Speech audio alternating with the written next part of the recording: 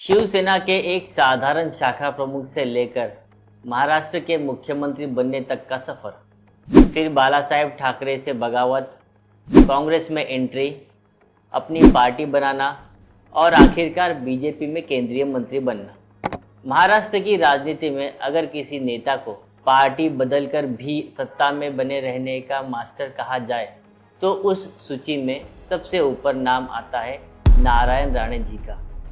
नारायण राणे जी 1970 के दशक में वो बालासाहेब ठाकरे की शिवसेना से जुड़े और मुंबई में शाखा प्रमुख के रूप में काम शुरू किया। जल्द ही उनकी पहचान एक आक्रामक और संगठन संभालने वाले नेता के रूप में बनने लगी। इसके बाद विधायक बने और शिवसेना के सबसे ताकतवर नेताओं में गिने जाने लगे। कोकण क्षेत्र में उनकी पकड़ इतनी मजबूत हो गई कि उन्हें कोकण का किंग कहा जाने लगा। 1999 में मनोहर जोशी के बाद नारायण राणे जी को महाराष्ट्र का मुख्यमंत्री बनाया गया। वे महाराष्ट्र के पहले ऐसे मुख्यमंत्री बने जो कोकण क्षेत्र से आते थे। हालांकि उनका कार्यकाल केवल कुछ महीनों का रहा, क्योंकि उसी वर्ष हुए विधानसभा चुनाव में शिवसेना बीजेपी गठबंधन सत्ता से बाहर हो गया। 2003-2005 के बीच उनका पार्टी नेतृत्व से टकराव शुरू हो गया। उन्होंने खुलकर उद्धव ठाकरे की कार्यशैली पर सवाल उठाने शुरू किए। आखिरकार 2005 में उन्हें शिवसेना से निकाल दिया गया।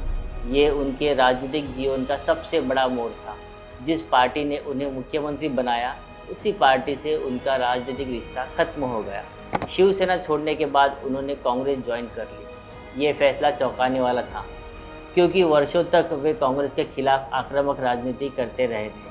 कांग्रेस में आने के बाद उन्हें महाराष्ट्र सरकार में राजस्व, उद्योग और अन्य महत्वपूर्ण विभागों की जिम्मेदारी मिली, लेकिन मुख्यमंत्री बनने की उनकी इच्छा पूरी नहीं हुई।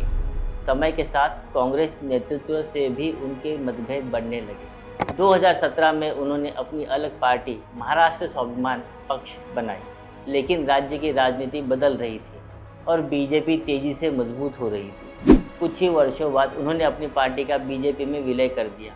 2019 में नारायण राणे बीजेपी में शामिल हो गए। उन्हें राज्यसभा भेजा गया और 2021 में प्रधानमंत्री नरेंद्र मोदी की सरकार में एमएसएमई मंत्री बनाया गया।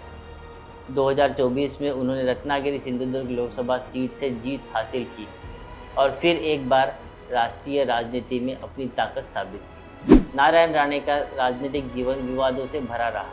उनका नाम पुणे के कोंढवा क्षेत्र में कथित वन्य भूमि आवंटन मामले में भी चर्चा में रहा है। इस मामले को लेकर समय समय पर कानूनी और राजनीतिक बहस होती रही है। नारायण राणे जी की कहानी भारतीय राजनीति में संघर्ष, महत्वाकांक्षा और सत्ता के बदलते समीकरणों की कहानी है। शाखा प्रमुख से मुख्यमंत्री, शिव सैनिक से कांग्रेसी और फिर बीजेपी के केंद्रीय मंत्री बनने तक का उनका सफर दिखाता है कि राजनीति में स्थायी दोस्त या दुश्मन नहीं होते, सिर्फ स्थायी हित और अवसर होते हैं। एक सवाल आपसे है, क्या नारायण राणे जी को एक सफल राजनीतिक रणनीतिकार माना जाना चाहिए या फिर बार बार पार्टी बदलने वाला अवसरवादी नेता? अपनी राय कमेंट में ज़रूर बताइए। इस वीडियो को लाइक करिए, शेयर करिए और हमारा चैनल अक्कड़ बक्कड़ सब्सक्राइब करना न भूलिए। धन्यवाद।